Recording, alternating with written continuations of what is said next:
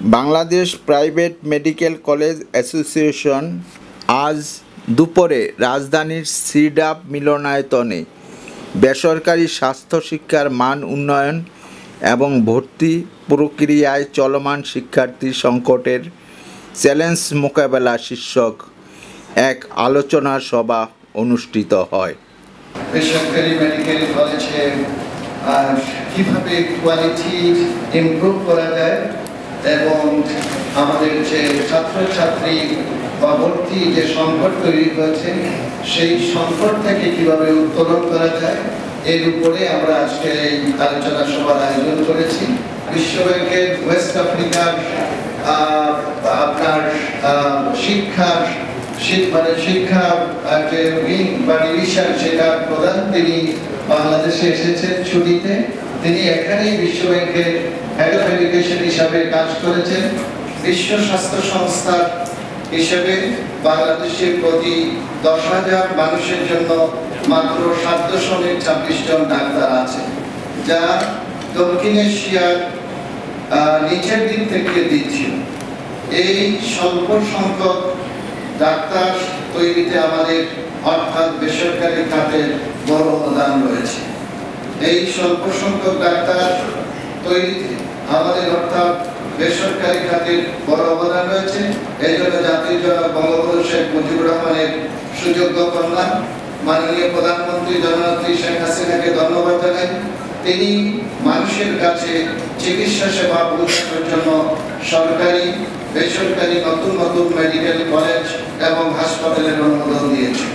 আমাদের ছাত্র সিট সংখ্যা হচ্ছে 6,293 এবং এর মধ্যে 5% সিটের এগেনস্টে আমরা অসচ্ছল এবং মেধাবী স্টুডেন্ট নিয়ে থাকি, যাদের সংখ্যা হচ্ছে 310। 95% মেডিকেল কলেজেরই খুব ভালো স্ট্রাকচার আছে, ইনফ্রাস্ট্রাকচার এবং টিচার ফ্যাকাল্টি আছে। প্রায় 80% মেডিকেল কলেজের, ইভেন গভর্নমেন্ট মেডিকেল কলেজের চেয়েও আমাদের ইনফ্রাস্ট্রাকচার অনেক ক্ষেত্রে অনেক বেশি মজবুত। আমাদের টিচাররা গিয়ে গভর্নমেন্ট মেডিকেল কলেজের বিভিন্ন ধরনের শিক্ষা কার্যক্রমে তারা অংশগ্রহণ করেন, পরীক্ষা কন্ডাক্ট করেন বা মডারেটরের কাজ করেন। তো সেই হিসাবে আমরা মনে করি যে প্রাইভেট সেক্টর এখন সরকারের চাইতে কোনো অংশে পিছিয়ে নেই। আচ্ছা, আমরা যে ইনভেস্টমেন্ট করছি সেখানে এক একটা কলেজের অবস্থান এবং সাইজ অনুযায়ী 500 থেকে 5,000 কোটি টাকা পর্যন্ত আমরা ইনভেস্টমেন্ট করছি মেডিকেল কলেজগুলোতে।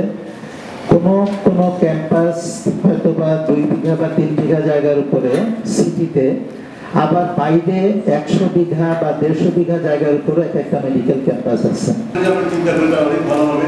আর ডাক্তার আমরা সবাই বলতে চেয়েছিল তবে শুধু ঢাকা পপুলার বা এখানে তাহলে সম্পূর্ণভাবে সব মেডিকেল কলেজে আমি রিকোয়েস্ট রাখবো এই সবাই মিলে আসছে, অনেকে আসছেন, সাংবাদিকরা আসছেন, অনেক শিক্ষার্থী আসছেন, অনেক ব্যক্তি আসছেন এখানে।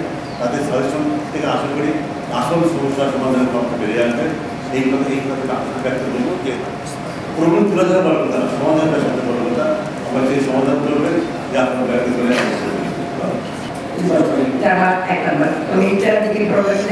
সেই কথাটা মধ্যে আসেন এবং ওইটা যেটা হচ্ছে আমি সকালবেলা আপনাদের এই অবস্থানে শিক্ষার্থী হিসেবে আমার হয় খুব দ্রুতই করে সমাধান হবে, আপনাদের খুব বেশি খালি থাকবে না। সেগুলো আমার হয় আলাপ আলোচনার মাধ্যমে ঠিক পরামর্শ আপনারা যেটা বলছেন প্রাইভেট সিস্টেম নিতে হবে। আরেকটা মধ্যে কোনো আপোষ নাই, কিন্তু আবার লাইসেন্সিং পরীক্ষার মধ্যে আপনারা জন্য পরবর্তী এটা কিন্তু মাস্ট। এরা আজকে এক দেশে কমপ্লিট হয়ে গেছে, আজকে বলছেন যে আমাদের ওয়ার্ল্ড সারা আপনাদের কমিশন কেটে যাবে। আমাদের মনে হয় এইটা যদি আমরা একটা লাইনে একটা করে যে আমরা সবাই লাইসেন্সিং পরীক্ষার জন্য এগিয়ে করতে হবে।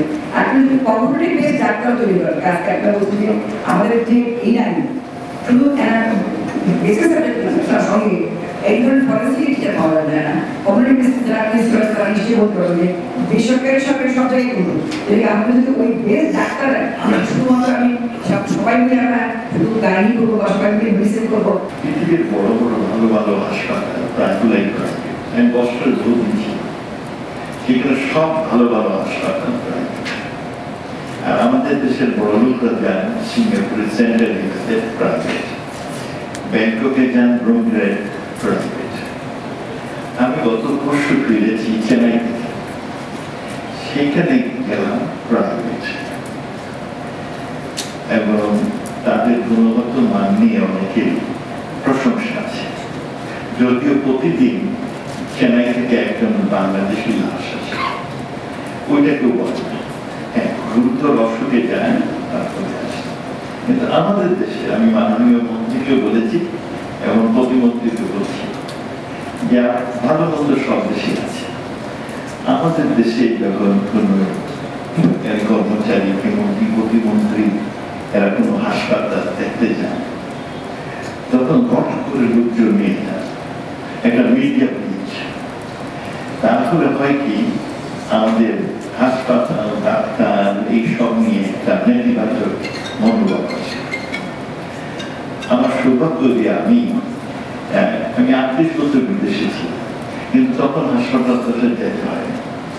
কিন্তু দেশে আসার পরে আমার একটা ইমার্জেন্সি হয় অটো, তো অটোতে খুব দাম হসপিটালে। আমার মেয়ে বলতো, আব্বু তোমাকে স্টেবিলাইজ করে নিউ ইয়র্কে পাঠায় হবে, তাহলে ওগুলো দেখতে তারা তাই করবো, স্টেবিলাইজ করে।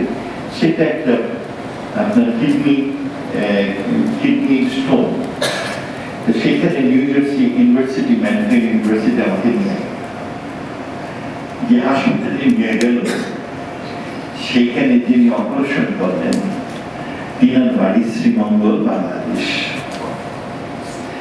অপারেশন করার আগে এই কার্ডিওলজির পারমিশন নিতে হয়। আমার রোগী যেমন থাকতে হবে, শিক্ষকও তেমন থাকতে হবে। সরকারিতে কিন্তু মার্সি চলে, প্রাইভেটে কিন্তু চলে না। আমি সরকারিতে যেভাবে ধরতে পারবো, প্রাইভেটে কিন্তু সেরকম হবে না, এটা বুঝতে হবে।